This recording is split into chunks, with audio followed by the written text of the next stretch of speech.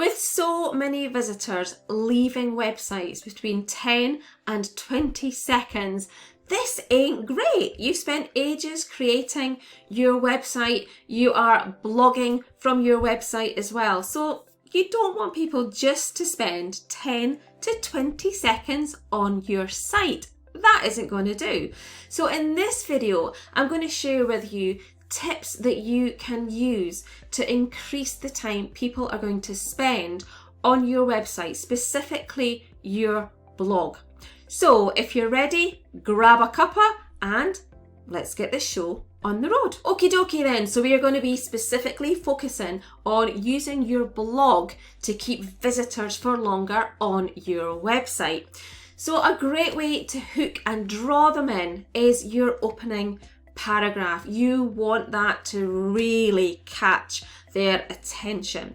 And there are a few ways that you can do that. So one thing you can do is start off by asking a question. Now, questions specifically around what they are struggling with and then what you then go on to help them with in the blog. That's a great way to hook them in. It lets them know that, oh, I'm in the right place here. This person knows exactly the problem that I have. And then you can go on to explain how you're going to help them overcome this problem. You can also grab their attention and hook their eyeballs by using data and statistics. So it can be something that you can be quite a shocking stat around what it is that you are going to be talking to them about. You can also use a quote. Quotes can be quite powerful ways of drawing them in to your blog. Or you can just, start off by being open and honest, and it could be something that perhaps you have struggled with as well. And so they can be sitting there going, yeah, me too. So your opening paragraph needs to be something that really grabs the attention of the reader. So does your opening paragraph of your blog do that? If not, maybe think about some of the ideas that I've just shared with you. So what else can we do? So just how easy is it to read your blog? Now, this is something that, it can be so easy to overlook. We just get so excited about getting a blog out there or having a blog on our website that we can forget to consider the reader on the other side of the screen. So what can we do to make it easier for the reader? So one of the things can be how well it is spaced on the screen. If it's too close together, it can make it quite difficult. So have spaces between the lines so that it's easy for the reader to look at and to read. Now, the thing is, when we are on the internet and we are reading, we tend to skim. So we will not necessarily read the entire blog or article or piece of content. Our eyes will skim, looking for what jumps out. So what you can also consider is the font that you are using. Is that easy to read? Is it too big? Is it too small? Is it just right?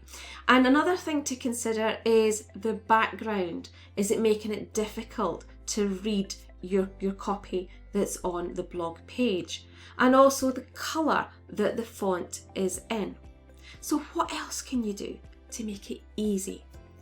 Use language that's simple and easy for them to understand. Now remember, if your blog is to help them with a problem that they have got, chances are they don't want really big, long, complicated, difficult explanations. So keep it simple, sweetie, or KISS, as that's commonly known, KISS. And then what we can also then do is use subheadings to break up our blog page. Now, these subheadings are great because what you can also do is use them to help as part of your SEO to help you get your blog found. Another thing you can do is to use bullet points. So this again makes it so much easier for the reader to use. Now what else? Images. Because if you are just hitting them with a complete wall of text, images are a nice way to break up all this content. So what about videos? Yes, If videos are things that your reader, your audience enjoys, then you can include these quite easily in your blog as well. So they've really enjoyed your well laid out, thoughtful blog that you have created for them. But you don't want them to just go off your website. So what you can do within your blog to keep them on your website that bit longer is include links to other useful, helpful and relevant blogs. So there are ways that you can do this. You can either do that throughout your blog copy. So for example, if you've talked on a topic that you already have a blog about that might go into a bit more depth or a different approach or a different angle, then you can include the link to that as well. Or what you can do is at the end of the blog, you can suggest that if they've found this blog or this article useful, they might want to look at some of your other blogs or articles or videos as well. And so there you have it. I hope these are useful ideas that you can see on how you can extend the length of time that someone starts to spend on your website. And that's important because the longer that they spend on your website, it really helps them to get to know, like, and trust what you are sharing. And in the return, and the hope that they will return to your website again and eventually become a lead or a client. If you've got any questions or comments on today's video, then please feel free to pop them below. And also, if you haven't already, then please subscribe to my video. Now, what happens is with every new subscriber, I celebrate with a cup of tea. I love tea, what can I say? So if you'd like me to have another cup of tea today, then please go on, hit that subscribe button now. See you next time.